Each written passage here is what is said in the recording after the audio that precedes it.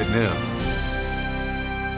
Good afternoon, everyone. Welcome into Eyewitness News at Noon. I'm Tom Murphy. And I'm Hannah Battah. The Senate committee looking into possible Trump campaign ties with Russia is hearing from the current acting director of the FBI for the very first time. Seth Lemon is on Capitol Hill with more details about that, as well as the events that led to James Comey's firing. Andrew McCabe, the acting director of the FBI, took James Comey's seat for a Senate Intelligence Committee hearing. And Mr. McCabe, well, I didn't necessarily expect to see you here today. The committee, which is looking into possible Trump campaign connections with Russia, wants reassurances that the FBI will still follow through with its own investigation. Do you commit to informing this committee of any effort to interfere with the FBI's ongoing investigation into links between Russia and the Trump campaign? I absolutely do. But Democrats and even some Republicans are calling for a special prosecutor to head up the criminal investigation. In order to ensure the American people can have faith in the impartiality of the investigation, it must be conducted far from the reach of the White House. Sources tell CBS News that James Comey had asked Deputy Attorney General Rod Rosenstein for more resources to conduct the Russia investigation just last week. But then on Monday, President Trump asked Rosenstein and Attorney General Jeff Sessions to lay out a case for Comey's firing in writing. They cited Comey's handling of Hillary Clinton's email investigation as grounds for the firing. The director took steps that basically went around the chain of command within the Department of Justice. That's something you simply cannot do. Director Comey sent a letter to former colleagues yesterday saying, quote, "I'm not going to spend time on the decision or the way it was executed. I hope you won't either. It is done, and I will be fine." Seth Lemon for CBS News, Capitol Hill. All right, let's take a first look at your forecast on this Thursday. Live look outside. It's beautiful. It is just going to be gorgeous these next couple of days. 73 degrees in Bakersfield. Humidity actually a little higher than what we're used to. That's okay, though. It'll be sunny and warm all day today. 73 in Bakersfield, 69 in Gorman. That'll be nice. Tehachapi, 66. Mario Lemieux, after those Penguins picked up that win yesterday, should be nice out there in the mountains. Now let's plan out the rest of your Thursday. 81 by 3.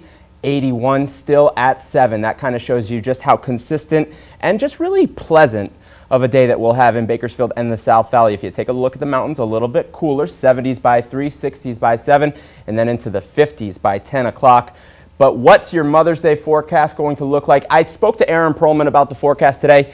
He said, Tom, there is something happening on Mother's Day in Bakersfield that I have never seen before. We'll tell you about that coming up. But for now, let's get back to Hannah with some more of today's headlines.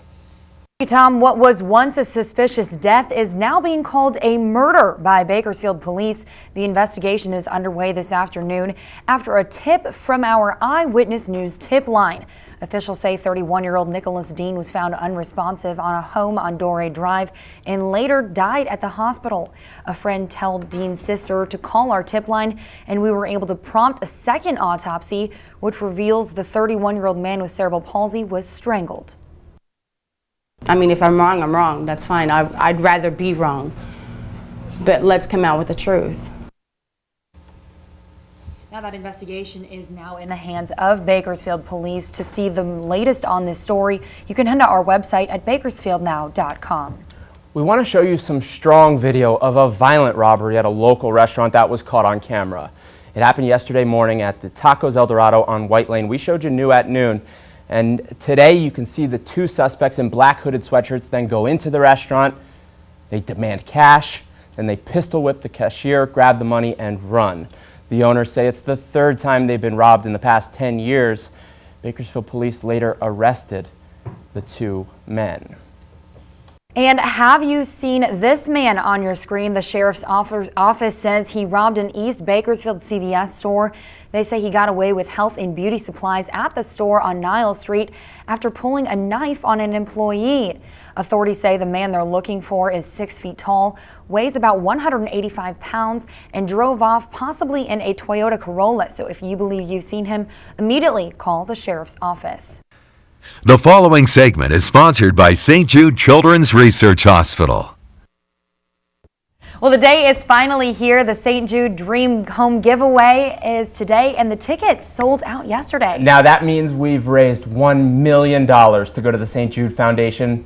and most importantly, help kids in need. Eyewitness News reporter Claudette Stefanian is live in the newsroom to talk with a St. Jude patient and his mom about what this organization means to them.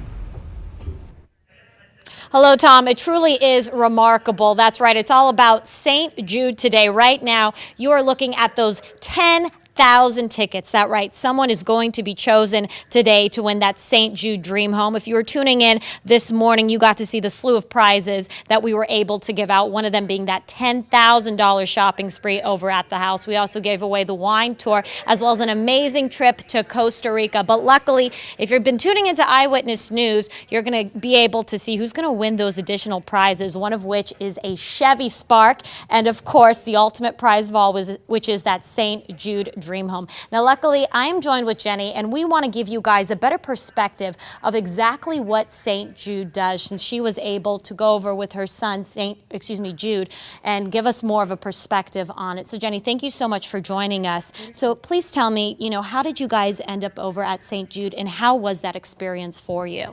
Well, Jude was diagnosed with a brain tumor when he was 7, so we went to St. Jude because we heard it had the best treatment. He got chemo, radiation. He was also paralyzed from his surgery initially, so they gave him rehabilitation therapy. And during the whole time, they fed us, they flew us out there, they gave us housing, transportation, they took care of everything. And there was all kinds of toys and games, and just so you could focus on healing, getting well, and I could focus on and taking care of him. And it was amazing. The doctors are so caring. Everyone is smiling and so positive, and he just, although he was going through a horrible time, he was having a good time while he was dealing with cancer. And as a parent, how was that for you to see this type of experience happen where he was getting the help he needs and you were able to get that helping hand? It was such a relief for me that I could just focus on taking care of him and not have to worry about anything other than treating him for cancer. So I felt really supported, and Jude was supported. It took a huge load off my shoulders as a parent. So that was probably, I can't even tell you how grateful we are to St. Jude for that, providing us what we needed and excellent treatment. And he's 7 years cancer-free now and doing all the things he, a normal kid can do, and that's all because of St. Jude and people that are helping St. Jude. So we're really That's wonderful. Now tell me, have you seen the St. Jude Dream Home? Yes, it is beautiful. It's amazing. Someone is going to be really excited. Really happy. Well, with that, luckily we're going to have Jude later on today. He's going to be pulling the winning ticket later today. So I'm hoping that Jude can warm this up for me and give us kind of a preview and get everyone's anticipation up of what's going to happen later today. See you guys, he's warming it up. So hopefully your winning ticket is somewhere in there and you guys will be able to take home, the home, I guess, and make it a reality. Jude, are you excited for today? Yeah. Yeah, how do you think people are going to do? You think someone's how's it going to go? Good. Good. All right, so you got those winning words from Jude. So as you guys know, later today at 5 o'clock, we're going to be giving away that Chevy Spark. And again, at 6 o'clock, someone's going to win that St. Jude Dream Home. So make sure to keep it locked on Eyewitness News all day. You guys, back to you. Okay, Claudette, thank you so much. And thank you, Jude, for joining us. Yeah, he's got a big job today. So just a reminder one more time, just like Claudette said, this is what you're looking at for the events of the day at 5:15 is when we're giving away the Chevy Spark hatchback. And 6 p.m. is the time to write down. Make sure you remember it because that is when Jude will be drawing for the St. Jude Dream Home giveaway, that house located at 7100 Bidwell Drive. In the meantime, we now know when the class of 2017 will take that walk in their caps and gowns. Yesterday, the Kern High School District released its graduation schedule. Now, ceremonies start May 31st and continue through June 7th. Also, BC will have its commencement ceremony tomorrow night at Memorial Stadium. If you want to see a complete list and the schedule of high school graduation dates, you can head to our website at bakersfieldnow.com. The stars at night are big and bright, deep in the heart of Texas. We'll take a look at this. You're watching the local Boys and Girls Club getting their groove on at the National Boys and Girls Conference in Texas on Wednesday. They opened the event with a mashup of what you just saw, I've Got a Feeling, and Deep in the Heart of Texas, and we just want to say We appreciate you guys for doing such a great job representing Bakersfield, representing Kern County. Keep it up.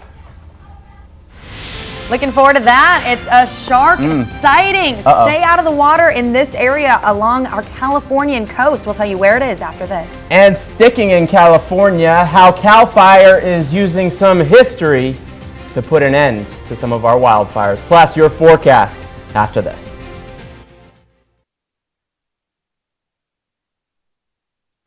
Well, cue the Jaws music. Some fishy party crashers could take a bite out of your summer fun.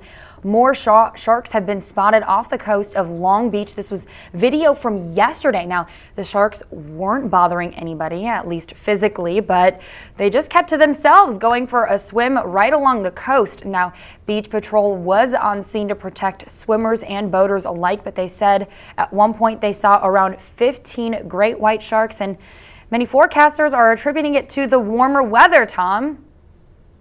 We don't want to go in the water, though, when there's sharks in the water. So maybe it would be a pool weekend? It could be a pool weekend. That is absolutely a good option. I am not a good enough swimmer to be in that water, so I'm going to stay out of the water when it comes to that, whether there are sharks or not. But let's take a look at your forecast, and we'll figure out whether or not you want to get to the beach this weekend. I'm a shark in the water. You're just Long John Silver. That's what Lil Wayne would say. 85 Ocho Cinco in Bakersfield and the Valley. And take a look. Sunny everywhere you look. 71, 76 in the Kern River Valley. Just a beautiful, beautiful next couple of days for everybody in Kern County. Maybe you're hitting up that annual spring BBQ, 4-5 like Jordan in 94, 95. Take a look at the Icardo Center and what is happening here. And the forecast calls for some hot sauce and some beautiful, beautiful barbecue. And take a look now at the satellite and the radar, and let's figure out what's happening. We're calling it the next storm maker. It's this low pressure system. It's bringing in some of this cold weather that we're seeing, and you move that L over and you bring it in and you show us closer. We'll start to see some wrinkles on the radar early this morning, probably into tomorrow. Not much in terms of measurable rainfall, just kind of more something to take note of as you plan your weekend. But take a look at the Futurecast. Again, this is what we think we'll measure, and it's really not much. 1/100th of an inch in Fraser Park, maybe. So it's going to be dry, and what you can expect, seasonal highs, mostly sunny.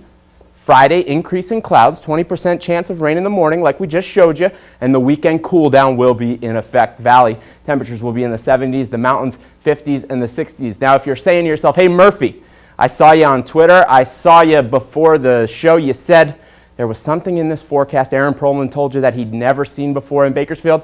This is what we're talking about. Aaron says he has never seen a Mother's Day forecast this perfect. 76, sunny, just gorgeous. It is going to be a beautiful Mother's Day for Mama, and it is all worth Mama's smile. We love all the mamas out there. 85 on Thursday, 72 on Sunday. Just perfect. Look at that. I'm going to be out of town because I'm going to have to see my mama's sister and celebrate my Mother's Day with my auntie.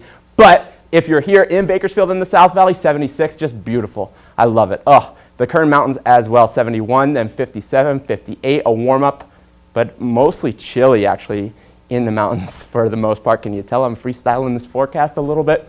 79, 67 into Friday, and look, 68 on Mother's Day in the Kern River Valley. So cooler temperatures that are moving in and really just making for a wonderful, wonderful mid-May forecast, right?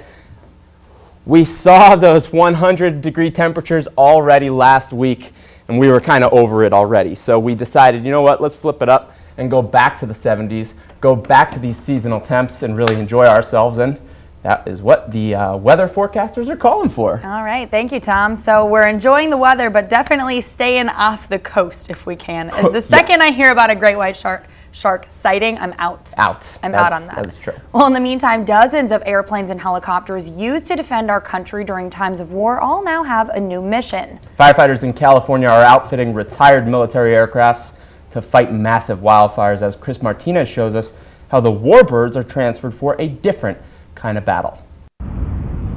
With a creative nod to both past and present, Mechanics are giving new life to long-forgotten machines of war. They've been sitting there a number of years just out in the boneyard. California's state firefighting agency, CAL FIRE, runs the largest firefighting air fleet in the world, nearly all of it made up of rehabbed military aircraft. 48 of their 51 planes and helicopters once flew in combat. The hydraulic lines are all original. The newest edition, this Grumman S-2EG, was built in 1968 and was flown in Vietnam. This was used for what?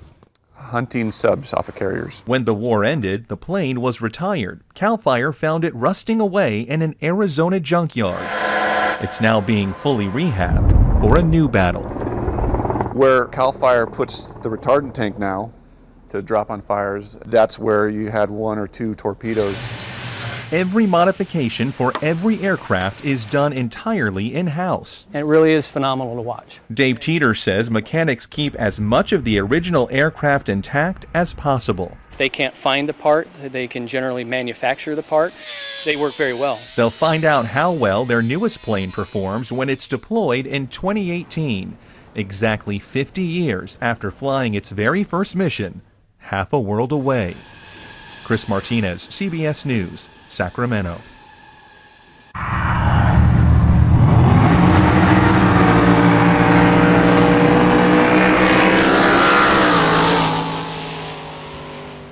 Well, back here in Kern County, don't plan any trips to swim at Lake Ming today or even over the weekend. Jet boats will take over the waters through Sunday as part of the May Madness race. Fans are welcome to come and watch the boat races. Now, the lake will reopen to the public on Monday. New Orleans overnight removed the second of 4 Confederate monuments in the city. The monuments were built to memorialize General Robert E. Lee, who was Confederate President Jefferson Davis, and General P.T. Beauregard in the years following the Civil War. But today, crews dismantled the statue of Jefferson Davis that had been there for over 100 years, and many people are actually on the sidelines watching some heated rhetoric. It is primarily our inability to have honest dialogue about race. Will these monuments being taken down make a difference? If we're not going to commit to the dialogue, it's not going to make a difference. Now, it was just yesterday that a civil district court judge ruled against a pro-monument group's move to stall the removal of the statue of General P.T. Beauregard. Thank you so very, very much for this great honor and privilege. I am honored to become a Wildcat.